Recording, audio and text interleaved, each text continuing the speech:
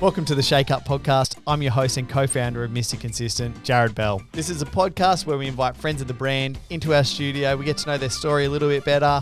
We chat all things business, culture, and marketing, all while shaking up a few cocktails. This week on the Shake Up Podcast, we have Jesse Allen, aka Burnt Breakfast. Jesse's a photographer born and bred on the Gold Coast, but a move to LA has helped him make a name for himself across the globe as a fashion photographer. Jesse comes as a package deal with his wife, Pixie. They both took the leap of faith and made the move to Los Angeles, California to chase their dream. And without a question, they've made the dream a reality. Not only is Jesse an amazing photographer, but he has a few exciting things up his sleeve. Anyone ever heard of NFTs? If not, let's get into this episode. Welcome to another episode of the Shake Up Podcast. This week's guest, he's a long way away. He's an old friend of mine. He's living in LA. He's photographer for all the influencers, all the big brands over there now. He's forgotten about us all at home. He can't come home. He's stuck over there. Jesse Allen Jallen, a.k.a. Burnt Breakfast. How are you, mate? Good, mate. How you doing? Thanks for having me. Mate, what's a pleasure. What's the time over there? 4 p.m. or something, isn't it? Yeah, you told me to be home by 4. I was early as per usual, and it's 4:22 now, so you're running a little bit late. Mate, we've just been catching up for 10 minutes. Because I literally haven't spoken to you since last time I saw you was at Beach Hotel, probably like 4 years ago, I reckon. Oh, wow. That's a long time ago, yeah. Well, I've been over here for almost 3 years now, so yeah, that'd be pretty spot on. About right, eh? How's the move, mate? How has it all been worth it? Like you were just saying, it's kind of everything's kind of ticking along. You're shooting every single day for different brands, different people. Yeah, man. It was one thing I'll say about moving here, man. It is not easy. Like you're starting from scratch, and unfortunately, you don't have mum and dad to like look after you anymore. So you've got to, when we first arrived, I'll go back a little bit. So we saved up, and we were getting our visas, and that was just like one of the biggest pains in the asses you could ever imagine. And we saved all our money, and we was either buy a house or move to America, and we kind of rolled the dice a little bit, and we chose to move over here. And I'm not going to lie, the first couple of months was brutal, man. Like you got to find your social security number, you've got to get your tax number, you've got to get an address, you've got to get a bank card, you've got to get. Oh man, it's hectic. And we got here and we were just blown away about how hard all of that was. And also trying to find the work, like we weren't that busy when we got here. So we were kind of double guessing ourselves and, what do we do? Like, do we make a mistake and all that kind of stuff going through your head. But yeah, finally, it took about 6 months to a year to get on our feet properly. And yeah, I guess the risk has paid off because we're working a lot. And yeah, as I said earlier, we're working pretty much every day. So that's amazing, man. It feels good to stick to something and roll the dice on something and come up trump. So yeah, we're proud of me and Pix for sure for doing that and sticking to it. Pixie's your partner, fiance. Are you guys married yet? Yeah, we've been married. We did the boys will be invited. We did a tiny little wedding before we got over here. That's right. Just as I said earlier, we spent all our money on the bloody visa. So we decided to have a little wedding and just got our family involved, and we did that before we got over here. Because how did you start originally get into photography? Because you met Pixie pretty early on in the piece, but you guys started working together really early on in the piece as well. Like, did you guys meet through photography, or she kind of showed you the light? Yeah, so it's kind of like a funny story, I guess. Like, as I was, as a little kid, like me and you, we wanted to be surfers. We did the junior series. We tried for a fair chunk of time and pissed a fair bit of money up the wall, drinking and partying while we were traveling. Oh my God. Like it was honestly the best time of my life. Like it really was. Like, you just buckle down with 3 or 4 of the lads, get in the car and head over to Bell's for 3 days and get knocked out first round, which is all good. But I'm pretty sure mum and dad could have retired about 10 years earlier if it wasn't for me. But anyway, we won't go there. My boy's just retiring now because of it. But at least they gave us a shot, mate. They gave us a shot. Yeah, absolutely. How good was it? Like it was the best time of our lives. Like we were just obviously, competitive young boys that wanted to do well. And take up a career in surfing, but so bloody hard, mate. You fucking look at those kids in the wave parks. Are you kidding? Like, what would we Yeah, be it's doing now? crazy, eh? Would be like I'm low, just doing still backhand practicing cuttings. still practice me roundhouse cutbacks, mate, and these cunts are doing backflips.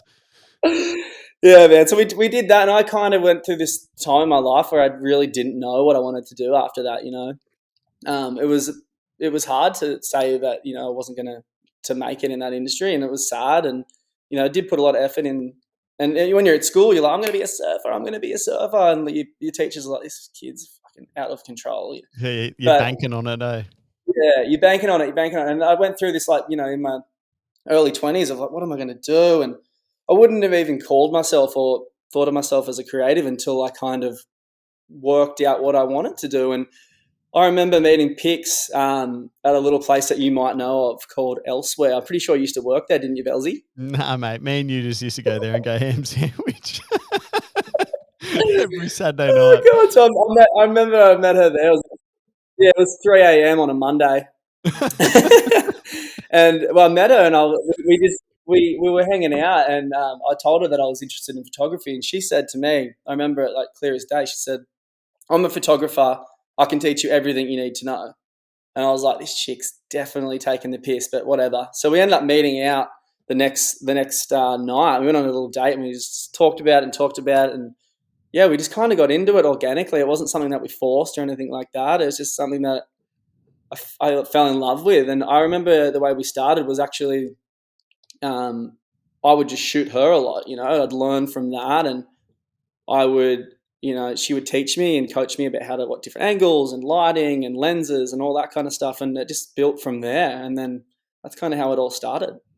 And because I remember she was shooting for, I think it was like Princess Polly back in the day. I think she was even working there when my wife was there.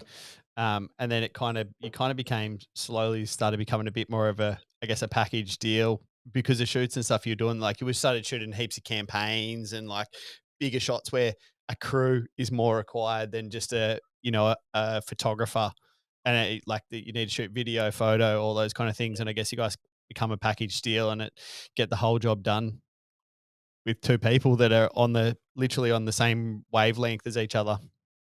Yeah, that's exactly right. Like, so basically, you think about it back in the day of photography, it was this little film, and you would do a day shoot and you wouldn't get the films back for a couple of days and blah, blah, blah, blah. But, you take on social media these days, and you take on these brands that, they require film, they require video, they require iPhone, stills, TikToks. Like, for us as a package deal, we can incorporate all those things that everyone needs as a brand and come through, as you said, on the same wavelength and have a similar vision. And I think that's why it kind of worked so well, or has worked so well, is because it's 2 for 1, and that's a full lie if we say we always have the same vision, because it's definitely not. Like, the only time we ever have a blow up is when I'm like, I want to do this, and she's like, that's terrible. I'm like, you shouldn't say it's terrible. It's my dreams as well. Idea. But yeah, it's just kind of, yeah, you're right. It just turned into a bit of a duo. But I remember the Princess Polly days. The way that we kind of were both working there. I was doing a bit of video. I was working in the warehouse. I was doing a little bit of editing upstairs, and we started just getting a lot of job offers that we were refusing. And it was exciting. It was confusing because we were like, what do we do? Like, how do we juggle both of these? Because Princess Polly is an amazing company. They're the forefront of like a lot of the fashion industry and that e-commerce kind of standpoint. But we kind of made that decision that we would leave and take on our company and really focus on just pursuing our own thing, and they were really cool about it. And it's funny, the way the world works. We actually now work with them still over here on their US team, so we shoot for them like on a weekly basis as well still. So we continue that relationship with them, and yeah, we're still ongoing and shooting for them every day or every week. Sorry, every week, man. That's awesome. Because was there like obviously when the job offers come in and you kind of tied down to like, I guess like a salaried or like a casual role that you're going to get hours, the risk of like living off an ABN number and invoice to invoice is pretty fucking scary. Like I did it for a long period of time with the agency, but man, it's a big jump for somebody to go from receiving a paycheck every single week to not knowing when you're going to get paid or when the next job's coming. You can book stuff in, but stuff gets cancelled, stuff gets moved. Clients pay 30 days, some pay 14 days, some will pay, it's a big jump from going from literally getting cash every week to doing that kind of work, I guess. How do you guys, what was there somebody that came along and was like, all right, this is a dream client, we can't say no to this shoot, that pushed you to do it? Or was it you just, right, I've had enough of this shit working in a warehouse, I really want to follow this dream and just going to go for it? Yeah, I remember actually there was this one job, or there was actually two in a row. We were working at Poly, and there was this really cool job that came up, and we kind of were like, let's do it. We've got to do this, man. We can't say no to this. This is our dream. And we asked, the boss if we could take it off. And then they were like, yeah, you can take it off. That's fine. So we took a week down in Sydney, and it was just a job that was really cool, really fun. And then we got back the next week, and then another client was, hey, do you want to do this? And then we asked our boss, like, hey, do you mind if we do this? And they were like, was this becoming like a thing? And we're like, yeah, like, I don't know. Like, you're shitting yourself. You're 23 years old, and there's these bosses that are like, what's going on here? And I don't know. Are we about to lose like our creative team? Exactly. Because two of our creative team. You think about it from like a young person's perspective. You're making good money. But you have this dream, right? So what do you do? And then it wasn't just drop the ball and see what happens. It was, we made some calculated decisions of, a bit of risk taking. And I think that's what everyone should do, is take the risk, because I feel like every time that we've, jumped overboard and given ourselves a good go to swim, we've always turned, it's always been good for us, but it's not easy. It's not something that, fucking let's do it. It'll be easy. It's like months and months of work of not being paid. Like, you're right. It's scary. And then a rainstorm comes through, and that one job you've been waiting for a month gets cancelled, and you're just, what am I doing here? Where's my rent money coming from? I still used to send the invoices off. No, I'm joking.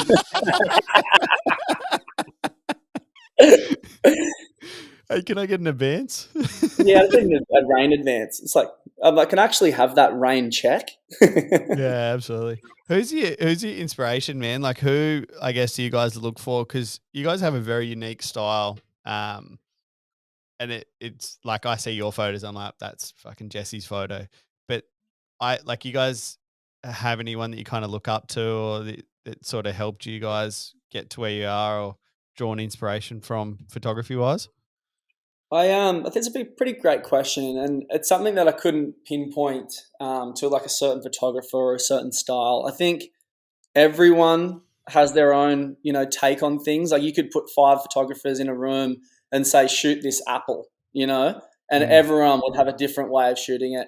I think that, yeah, you're either born or you work on this creative muscle, and it kind of creates stuff. I remember, the way that our kind of story has been told has been completely different. Like, we started at this one point that used to look like this, and now it looks like this, and I just feel like Pixie's unique take on colors and color grades is something that, will tell you it's our image. Yeah, absolutely. It's the way that she works those kinds of, I don't know how she bloody does it. So she's the way that she's the editor and I'm the photographer. And obviously she's started as photography and has taken a step back and just bloody keeps an eye on me and make sure I'm not stuffing up anywhere. But just keeps it's good. Whipping.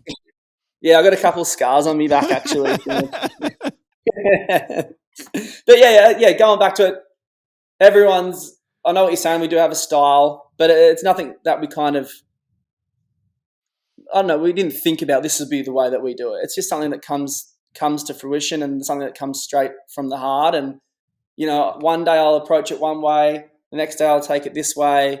Depends if I've had too many coffees. Yeah, depends if I haven't slept the night before. It just depends on this crazy brain of ours and how it decides to turn up on the day. But yeah. That's, mate, I feel like that's a lot of, like, you obviously go through Instagram and TikTok and Pinterest. There's a million photographers out there, but you kind of, you look at a couple of things, you're like, oh, I'd like to shoot it that way, or I'd like to, for me, like design something that way, and it kind of evolves into your style anyway, and it, like, you end up with a completely different product from what you were trying to achieve from the inspiration you were pulling. but it feels organic and natural, and you end up with a really good result when you are working on that creative muscle. Yeah, you spot on. Yeah, you can start off a certain way or have, in your kind of field, like a certain design. And as you look at it more, as you work on it more, it just becomes your own, Yeah. Mate, any fun shit going on behind the scenes at these shoots? Like, I know there's so many like you're obviously shooting like you guys shoot some pretty high end models, you would say. Yeah, yeah. Any fun stuff going? Like, what happens behind these scenes, mate? Is it rock up and it's all business, or it's all pretty fun? Like, there's music going on. There's, there's some photo shoots are pretty stiff. And then, how do you run your shoots? You got a bit of Drake playing in the background, or what? It's so funny, man, because every day is so different, Yeah. like every brand's got a certain aesthetic. You walk into a bridal campaign, they're not going to be playing Future and Drake. Yeah. Probably some kind of mellow piano ensemble going on, but it's hard to, me and Pix's personalities, we're pretty, I don't know, outgoing people, and it's really hard to continue that. Well, no, it's not hard to continue. It's hard for us to come in and keep it mellow, if you know what I mean. We're pretty open. We're listening to tunes. We're carrying on. Like, people, I feel like when we first moved, people didn't really know how to take us. Good energy, we would come man. in and good energy. I'm just like, hey, how's it going? Like, following people who I've never met before. I don't know why I do that, but I just do. Just coming in, just full, guns blazing, just introducing myself. And I guess that's just kind of how I was brought up as well. It's just, I always used to hang out with like my dad's mates and my mum's mates, and I was always around just people just interacting with people. And I feel like it comes out when I walk on set. I'm always just like, I can't help myself, man. It's just something that it's in my blood. Yeah, but man, that's definitely you. Yeah. When it comes down to stories, man, I don't know. I can't really throw anyone under the bus because I'm still in the game. But maybe in a couple more years, we'll see if I can get some stories for you.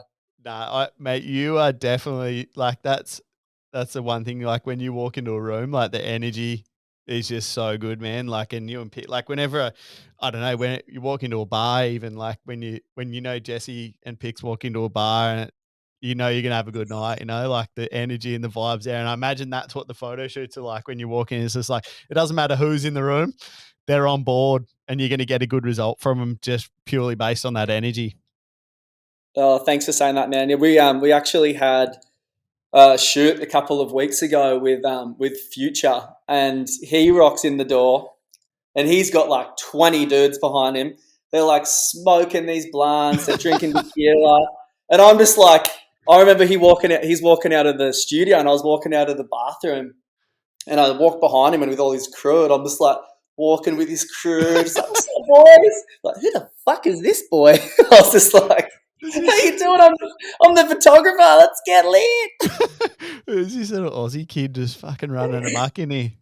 Who's this kid that walked out of the bathroom? Is he with us? Mate, that's a pretty big name. Who else? Like, is there anyone else on that like A-lister celebrity like that you've shot, or like even model wise? There's some big girl models that we've shot before, but Future is like is kind of that first kind of like A-list person that we did. And it's so funny because we come to America to shoot celebrities. It's pretty cool. It's like, in Oz we don't really have that many, so it's kind of cool to like be able to say. We got Chris Hemsworth here, mate, and that's it. Oh, is he ever there? I'm pretty sure he lives here. Yeah, pretty much. But yeah, it was the first kind of A-lister we did, and it's so funny. You put this like emphasis on what that day is going to be like when you shoot someone of that caliber. And it's so funny because the shoot looks so cool, and the way that you guys will see it come out soon. What was it for? What was it actually for? It's for a company called Legends. They make like sweats, and he's heavily involved in that as his charity.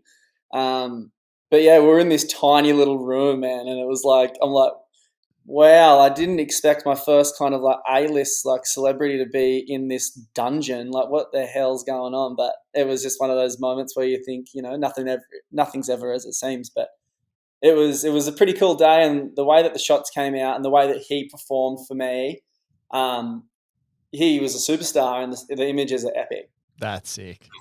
Yeah. That's pretty fucking cool. Just have his own music blaring in the background, just rapping for No, you.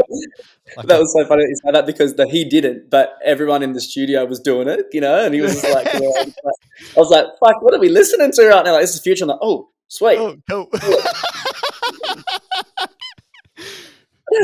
Sorry, man. I'm not familiar with. We only got Hilltop Hoods over here. The nosebleed. The nosebleed section.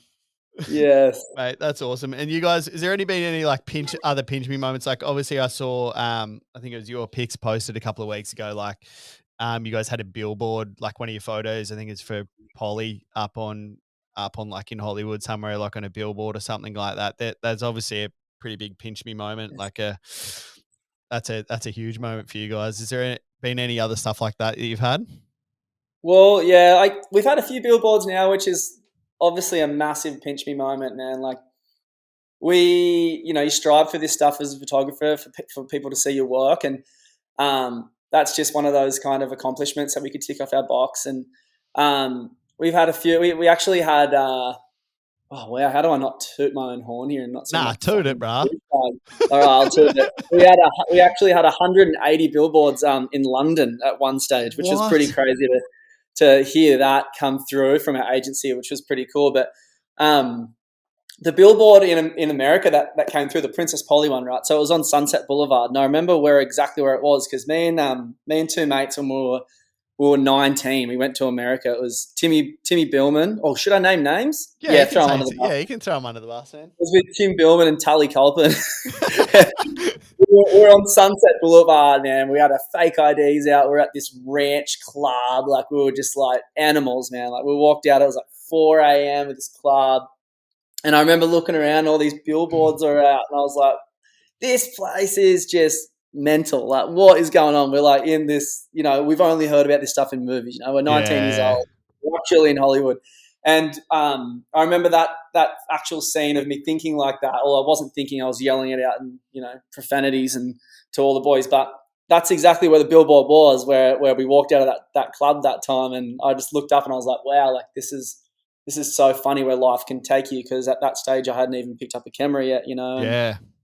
That Pix had that billboard right in front of where, me and the boys walked out of that club that morning it's pretty funny, pretty cool. That's pretty cool, man. That's awesome. 180 billboards in London. That's fucking, because, like it's pretty, now, like with digital, it's all like, take a photo. It can be on Instagram in 10 minutes, 5 minutes after you take the photo. And it kind of doesn't really, however good the photo is, there's always something about having your photo or seeing your artwork actually printed and blown up into like a huge piece of art versus just another photo on Instagram or Pinterest or on a website. It's way more satisfying, I feel like. No, you're right. It was definitely one of those moments where I was, called mum and dad. I was like, look at this, mum and dad. They're like, oh, that's so cool. Like parents are so funny like that. They're just so, they're so happy for you, but they're so like, wow, that's really cool. And actually, I just had a pretty cool thought. I just realized, well, I didn't realize I've known for a while, but I should tell you this. So the photo that Polly billboard was on was actually a photo taken from a film camera that my dad gave me from when he bought it back in Paris. When we went on a trip, I was like 8 years old, and he bought this camera. It was his film camera, and that was the actual camera that was used for those photos, which I thought was pretty cool. That's pretty cool, man. I can imagine your parents, they would have been your mum would have been fucking showing everyone. Dad's Facebook page was basically all about me at that stage. It's a shrine to Jesse. Yeah, I am the favourite. It's pretty hard not 100%, mate. Poor Dan.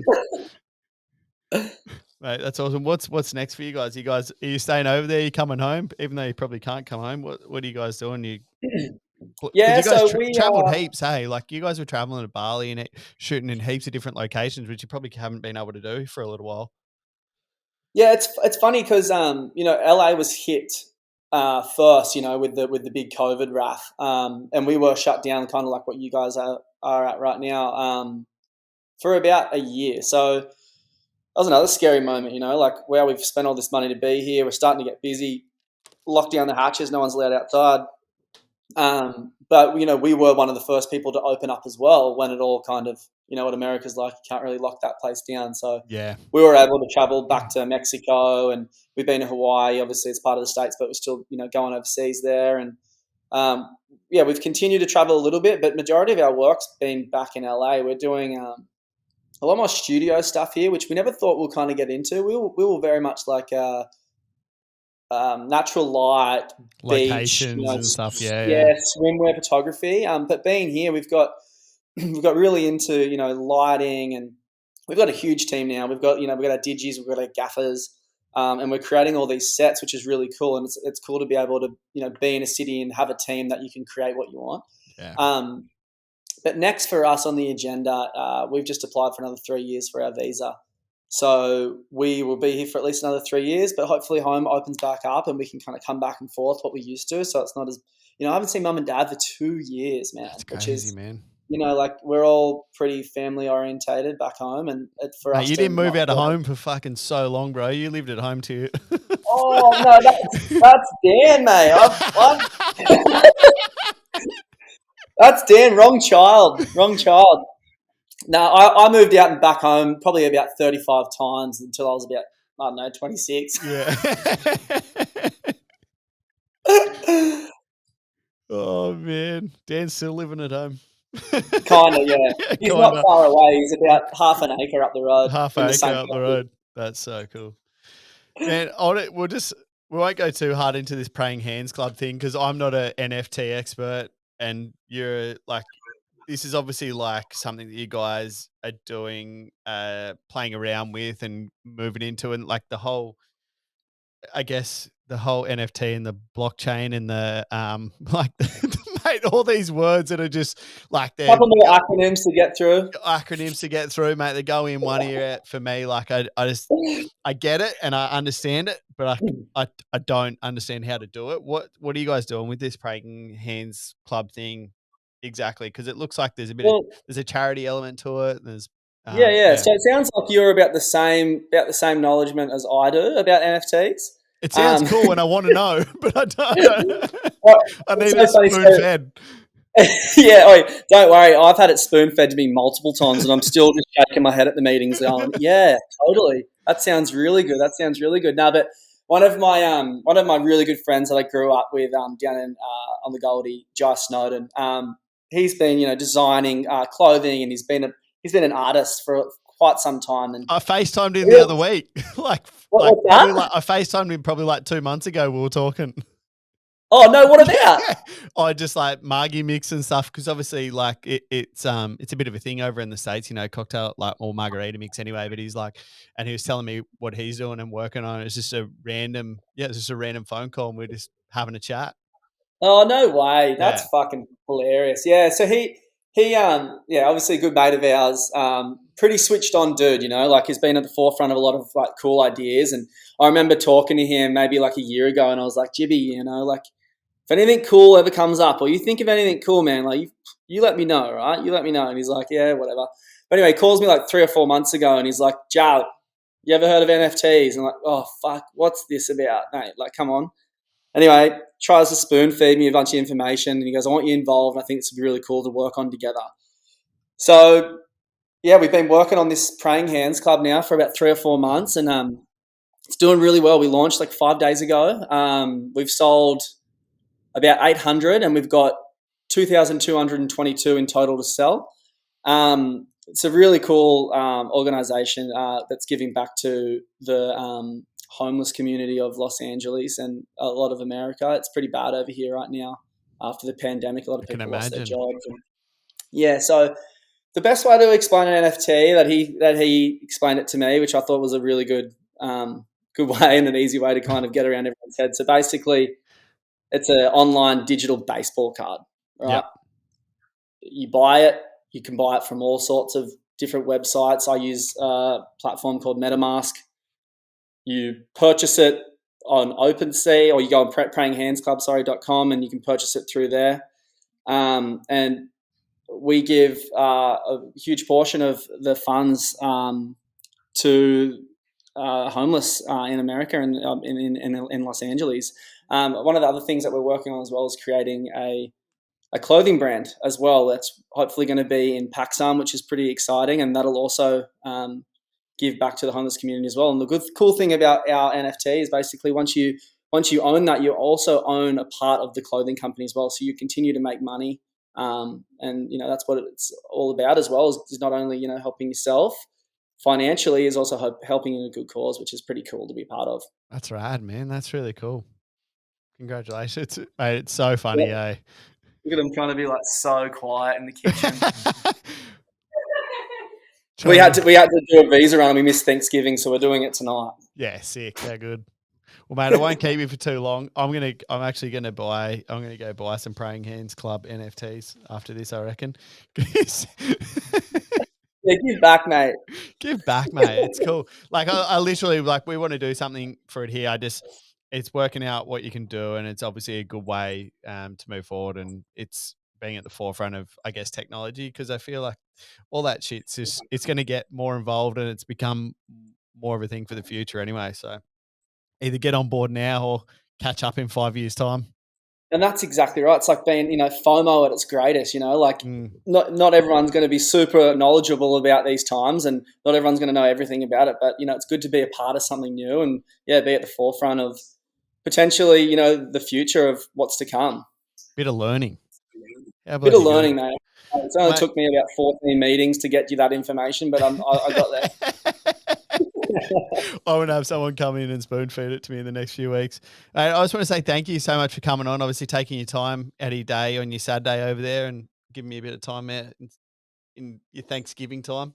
But where can people follow you? Actually, what's with Burnt Breakfast? I don't even know what the Burnt Breakfast name means or why. Fuck, I wish I had a cool story for you, man, but I really don't. I just burnt your toast one day. No, that's exactly right. Me and Pixie were in our room, and she's like, "What are you going to call your Instagram?" I'm like, "I don't know. Like, it doesn't really matter right now, does it?" Anyway, I burnt her breakfast, and that's what we decided to call it at the start, and it never changed. There you go. That's it. That's it. Shit story. Should make up something better. I've had 8 years to do it. Anyway, you can follow Jessie at burnt_breakfast. What's Pixie's Instagram? Because she posts heaps of stuff as well, and she does heaps of behind the scenes of the shoots and stuff you guys do. Yeah, she's really onto it. She's like always got her phone out shooting everything. So she's a really good person to keep up to date about what we're doing. But hers is Pixpop, Pixpop. Pixpop, and yours is usually just that that face. What is it? Leonardo DiCaprio face on models and shit that you're always filming. Yours is a bit more a laugher, is a bit more serious behind the scenes. Yeah, I've taken the comedy approach on mine. Yeah, good. Mate, thanks so much for catching up. I really appreciate having you on here, and I really appreciate you giving me your time. It's been awesome. Thanks, Belsy, man. It's been an absolute pleasure. I really appreciate the time as well. Thank you very much, mate. Cheers. Catch you, bud. That's today's episode. I hope you enjoyed it. You know the drill. Like, subscribe, leave a review. Go show the Shake Up some love and stay connected. Don't forget you can watch all of our episodes on YouTube. Also, jump over to our Shake Up Cocktail Gang Facebook page where you can find out who's coming up on the podcast. And if you've got questions for them, I'll ask the bloody questions. You can also use the code SHAKEUP for 10% off on mrconsistent.com.au. Thank you so much for listening. And just remember, shit that's fresh.